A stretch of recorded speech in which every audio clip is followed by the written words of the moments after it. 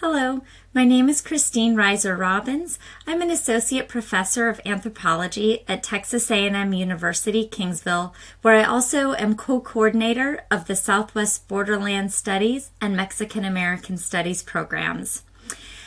It is my pleasure to be here along with my husband, Dr. Mark Robbins, Professor of History at Del Mar College. For many of us, food is symbolically at the heart of our family, it's at the heart of our heritage, and it's something that connects us in our present moment across our family members and our communities, but also back through generations and down through to future generations. Tonight, we'll explore some of the meanings that food has for us. We'll look at examples of the way in which food figures prominently in the memories and in the experiences of individuals who are farm workers who we have interviewed as part of the South Texas Hispanic Farm Labor Oral History Project. We'll look at the ways in which food is intimately tied to our identity. And finally, we'll look at ways in which these themes of identity and belonging and family come together through living recipes, a way to archive and examine those recipes, those dishes that we hold dear to one another. And we'll take a look at some of the ways that you might, in your own home, think about preserving and cataloging your family's meals. Food can be a history lesson for us as we sit in our family's kitchen, as we listen to the ways in which our grandmother or our aunt or our uncle teaches us the right way, the proper way to barbecue or to make bread in the ways and traditions that they received. Many of us have heard the expression, "you are what you eat," right? A French gastronomist said it very eloquently and provocatively, I think. "Tell me what you eat, and I will tell you what you are." Food for us is something that creates social unity. It brings us together around a shared space. It's something that we consume with one another. And in this way, it's something that is a unifying force for us. It becomes a marker of cultural identity and a symbol and a sort of communication device for us. There are subtle messages in everything food related, down to and including the aesthetics of the foods that we consume. These themes, in which food becomes a form of communication, a message, and a unifier for us across social bonds, are two additional themes that we'll explore as we think about food and heritage. If you are what you eat, the aesthetics of the images that you see before you by artist and photojournalist Greg Segal are very striking. He set about over a course of several years to document what children around the world eat in a given week. And he photographed them with their meals surrounding them. I encourage you to Google Daily Bread by Greg Segal and to read through the different countries and societies that he has documented here, to look at their dietary practices, to think about and reflect on differences that you see. Some of those are reflections of history, as we just talked about. Some of those are reflections of aesthetics and symbolism, and some of them are reflections of the very complex global world in which we exchange food today. These themes may be global, they may be national, but ultimately they're intimate and local because they're experienced right in our own households, in our own families, and in our own heritage. And because they're shared experiences, they're things that connect us. So we're going to look thematically at some of these different ways of thinking through the meaning of food by focusing on vignettes.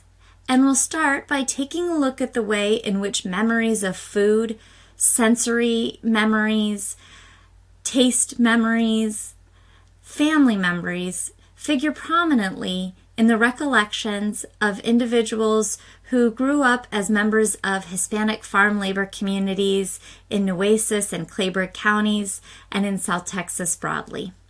As Dr. Reiser Robbins mentioned, food carries deep significance to individual families, and there are many different windows through which we could explore that.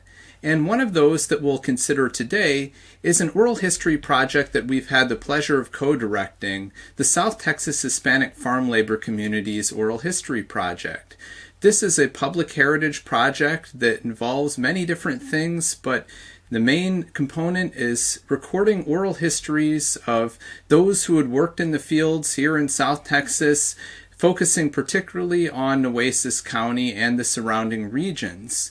And the idea behind this project is that these voices are very important in elucidating often underrepresented perspectives in the historical record.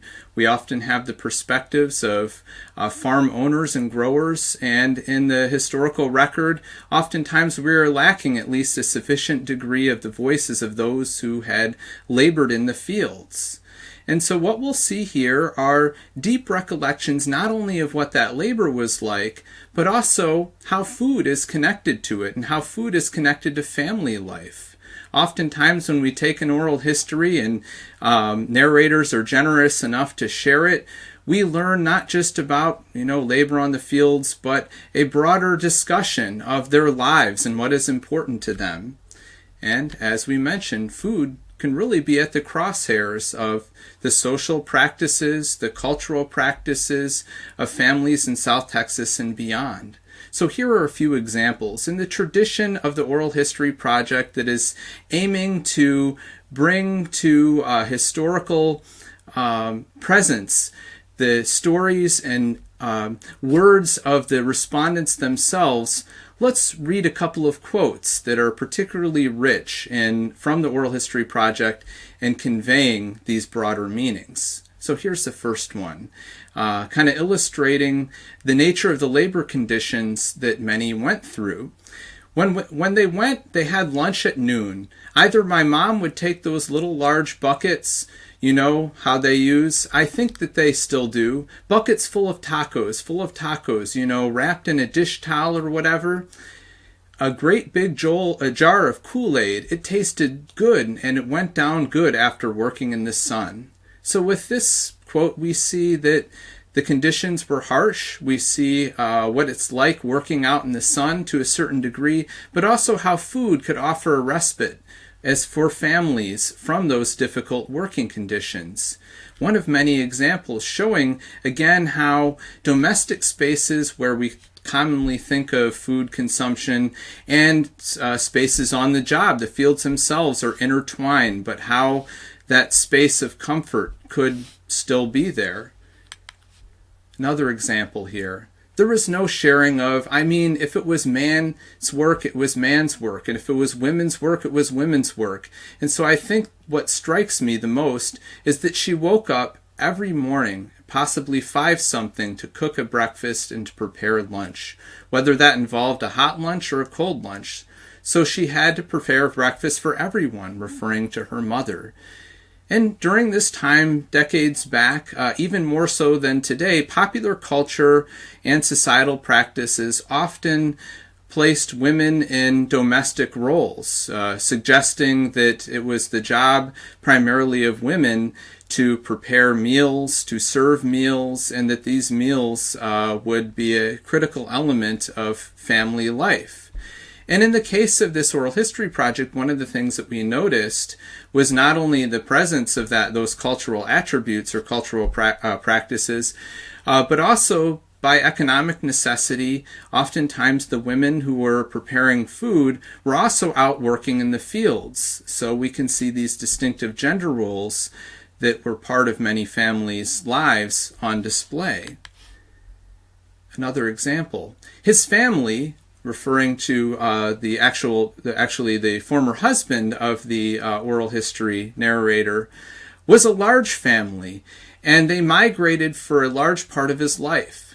When he and I were married, if I made some refried beans, he would make a taco, flatten it, and put it in the refrigerator. He said he enjoyed eating a cold fried bean taco because it reminded him of his youth, because that's what they would eat in the field. But by the time they would get to eat lunch, it was already cold. So I just thought that was so funny, that was a sensory memory that he was nostalgic about. And when he could have had a fried bean taco that was hot, he made sure it was cold when he ate it, because that would take him back to those days. So here food, again, conveys this broader meaning, even across many decades, where it could be a sensory device to convey what family life was like back then, in this case, in his youth.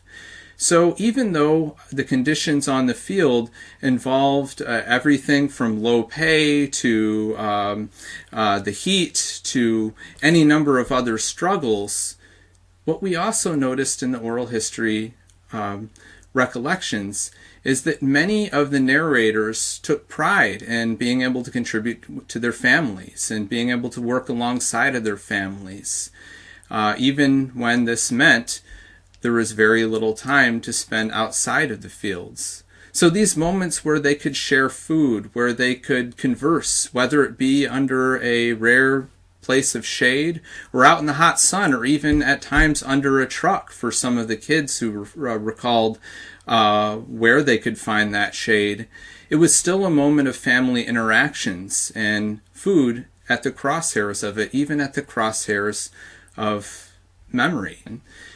One oral history respondent recalled, "My younger sister picked up the last one and she was just eating, and I said, I wanted that.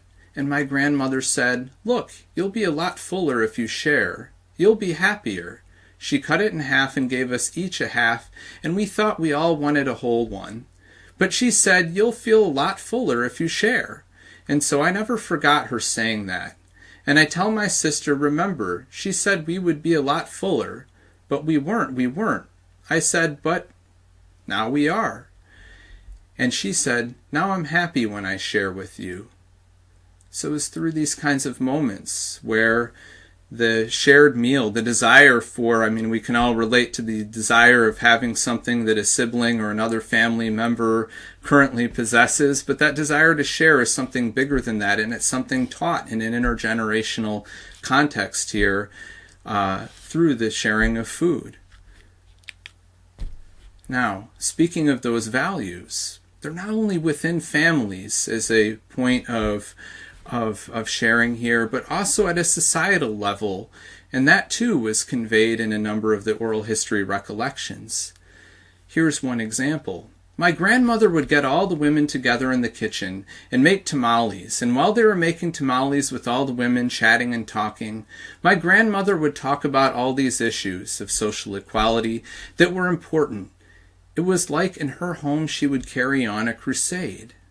So here she's talking about an environment where when we think of activism for better working conditions, for greater equality, combating discrimination, we often think of people holding signs in front of the Capitol, in front of the White House, so these sort of formal spaces of political activism.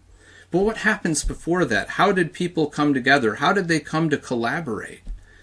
Well, maybe over food preparation, or at the dinner table for that matter, or out sharing a meal at the place of work, whether in the fields or elsewhere.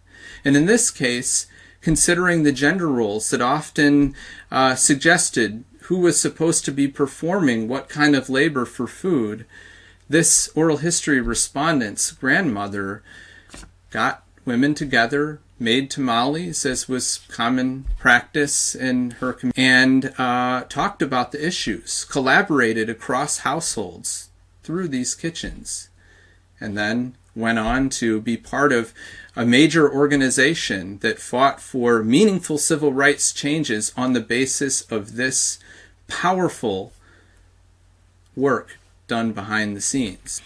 Now we turn to an important aspect of food and heritage, which is in some ways paradoxical, and it's the very vulnerability of food practices and food knowledge. Sometimes we don't have access to oral histories, or we don't have written down in our archival records the ways in which people thought about food. In fact, for most of us, recipes, our cooking practices, these are ephemeral things. They're things that we do and that we act out, that we use muscle memory for. But we don't necessarily have them preserved in their totality. Recipes, our ways of cooking, is a performance of ancestral culinary tradition that's played out in everyday life. It's a form of living history and a living expression of culture. And we turn now in our last vignette to thinking about some of the ways that we can capture all of those different dimensions and meanings of food in an active way through a concept of living recipes. A quote that I really like by Gillian Crowther highlights for us just how involved cooking and food really are. Crowther writes, "Cooking is about much more than just making food. It is the aesthetics, combination of ingredients, skill, and the interplay of the senses, together with an image, either imagined or illustrated, of what the food should look like when it is finished." This image, a painting by Carmen Lomas Garza, an artist from Kingsville, is called Tamalada, and it is her family gathered together in the kitchen making tamales. And this family process, which involves so many members of her family, brings together ancestral traditions in one and all of the senses as they come together to create something, a product, the image of which is imagined before it's created, and yet it comes together in a dynamic way, changed each time by the presence of who's there and who contributes, the conversation that happens around the cat right in the corner who's there. This for us is a wonderful kind of example of a living recipe and the need for a living recipe, a way to capture and understand the meaning that food practices hold and why it is so important for us to preserve for our cultural and family heritage.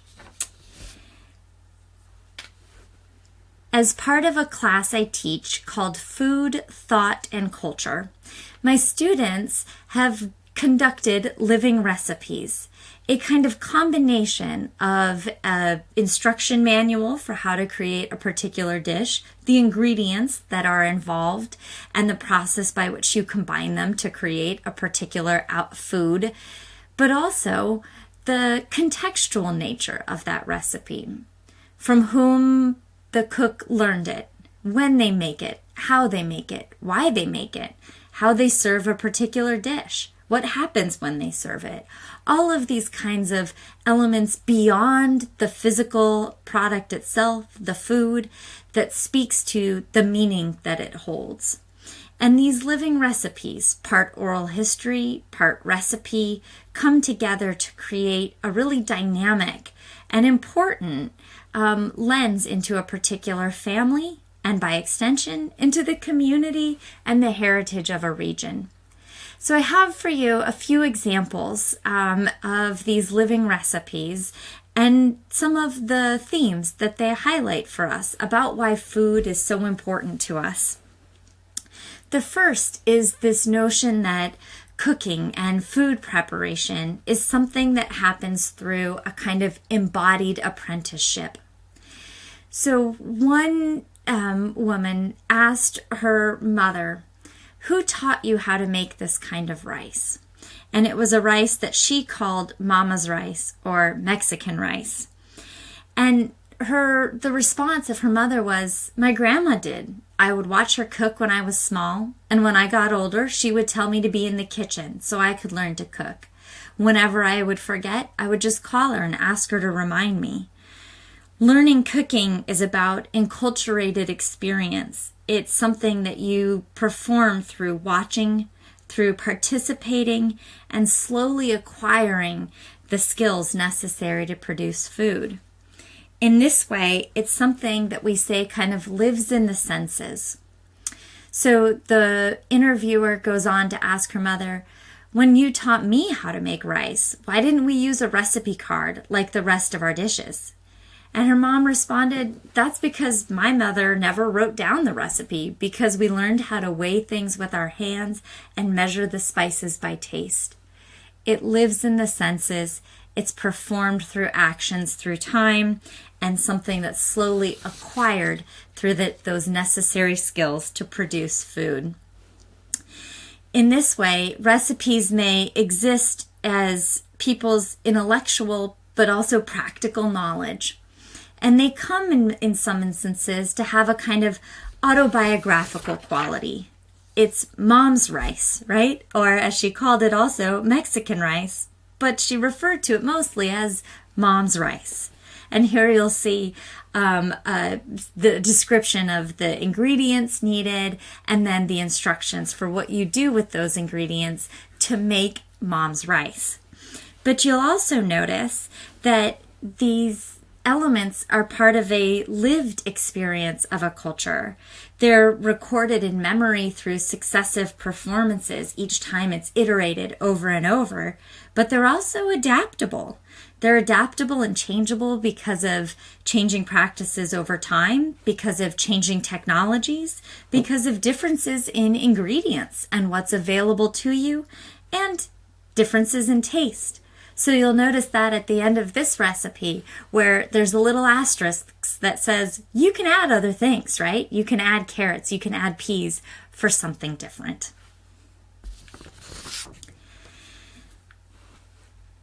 Recipes or dishes or our food practices may have a kind of autobiographical quality, but they're not something that emerges all at once. And instead, what's so interesting about food practices and food heritage is that a lot of times the depth or extent of a person's repertoire, right, their menu, if you will, isn't revealed all at once. It's something that is added to over time, and it's dynamic in that way. Another interviewer asked a relative, she said, "If you could choose, what food or meal would you say is significant to you and your family?" So she didn't define first what recipe she wanted to know. She sought out a family member who she associates as being a food provider in her family, a kind of caretaker of the kitchen, and asked that family member to define for herself what was most significant. And the response that she got from her grandmother was, "Well, there are so many meals that I could choose from, but since we will soon get our first real cold northern, I have to say caldo de pollo, which, as you know, is a Mexican-style chicken soup." And the student went on to ask, "Is this a meal you make at any time, or is there a specific time, day, or tradition that you make it?" She's building that contextual information about the dish, not just the ingredients, but when and how and why it's served, the meaning behind it. And her grandmother responded, "You can make it whenever. Most people, including myself, tend to make it during the colder seasons to keep warm or for their loved ones who are sick. We've always seen it as an ailment to heal those who have colds because it makes the ill feel better and rids the sniffles fast. Although it is not a food most people relate to holidays or special times, for myself and my family, caldo has become something of a tradition to make on the first real northern here in South Texas." And in this way, recipes or dishes or food heritage is triggered from memory as seasons pass. Recipes may come up as holidays come up, as specific moments happen in a person's life, whether it's an illness or a celebration, a major life occasion, or even just the passing of the seasons. The process of speaking to someone and asking them for this contextual information, when and how and why a dish is prepared and served and given, to whom it is offered, recalls for us most vividly the meaning of food. And I've highlighted meaning there to emphasize the profound depth of emotion that we hold towards these food practices and what they convey to us. Our recipes, our foods, the taste, the smells, they trigger memories, positive and negative, nostalgic and sad. They're a way to bring together, all wrapped up in one particular place, in one particular dish, this wealth of meaning for a family. And yet, as intimate, as personal, as profound as those meanings are, in many ways, our food is vulnerable to loss. Recipes aren't often preserved, or they may be preserved but only in piecemeal form, where you have the ingredients, you have the temperature at which to cook them, the order in which to prepare them, but not where it was learned from, how that memory got passed down, how you learned what a pinch of salt meant, right? Or when you season it to taste, to whose taste, right? All of those additional details that give richness and meaning and heritage to a particular food. One question that the young woman who asked her mother about mom's rice said is, "Why have you never written it down?" Right?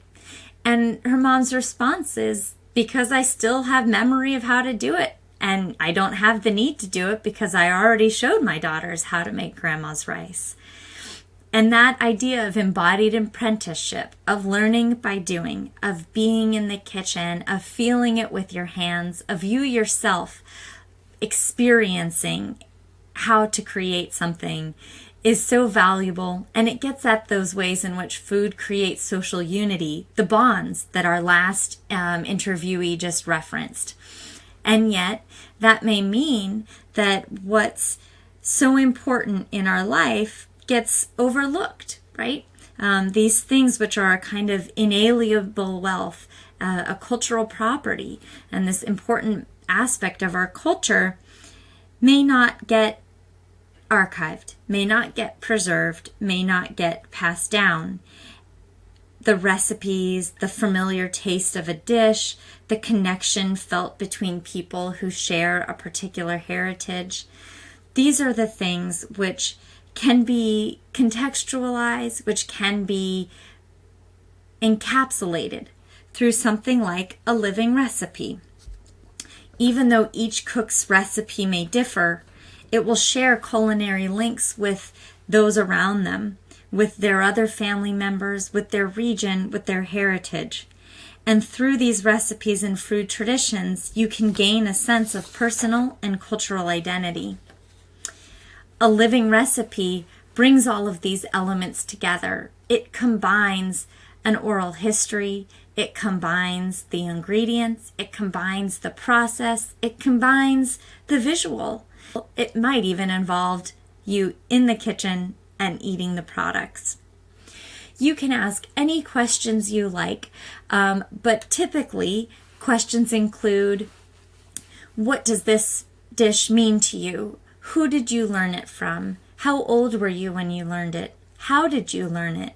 Do you know where the person before you learned it from? How long have they been making it, or has it been in the family? For what occasions do you make this dish? Are there particular times of year or particular holidays? What do you find challenging about making the dish? Or what are the things that create tension as you create and serve it? How do you serve it? When do you serve it? To whom do you serve it? These are the kinds of questions that precede the dish and then that are enjoyed as the dish is enjoyed. The next is a written recipe for that dish, including the ingredients, ideally as specific as possible, although most people find that there's sort of a common imprecision to it. Oh, I add a pinch of this or a handful of that, or I just do it until it tastes right. This is one of the most wonderful aspects, I think, of living recipes, is that tension in trying to get somebody to be precise about something that is often muscle memory or a taste sensation. How do you verbalize and quantify that knowledge? That tension is at the heart of the crux of the matter, and yet it's also important. How do you cook it? What are the steps? What are the tools that you need? What are the temperatures and the instruments that you need? In an ideal world, you might ask your person to cook with you. You're in the kitchen with them, feeling it, tasting it, smelling it in that embodied apprentice way. And that might also go a long way towards preserving it in yourself, as well as creating an external record of it. The last is a visual archive. So maybe you think about filming the process of cooking a particular dish, or photographing key elements, the process as it's being made, and the serving of it, and the consumption of it. So this living recipe then has these elements that are textual and aesthetic and hopefully embodied. Altogether, these different ways of thinking about food and heritage, whether it's the deep meanings and memories that are ingrained from the time we're children and that we carry through with us in our lives as we think about the meaning and presence of food in our family dynamics, as we saw in the example of the Farm Labor Oral History Project, whether we see and understand the way food figures more prominently in our senses of identity and our cultural attachments at local, regional, state, and even national levels. And then finally, as we think about the ways in which these practices, which are so intimate to us, which we do hold so dear, as we think about ways that we can preserve those for ourselves and for future generations, we come to realize and think about the ways that food is at the heart of our sense of self, at the heart of our sense of family, and of our community.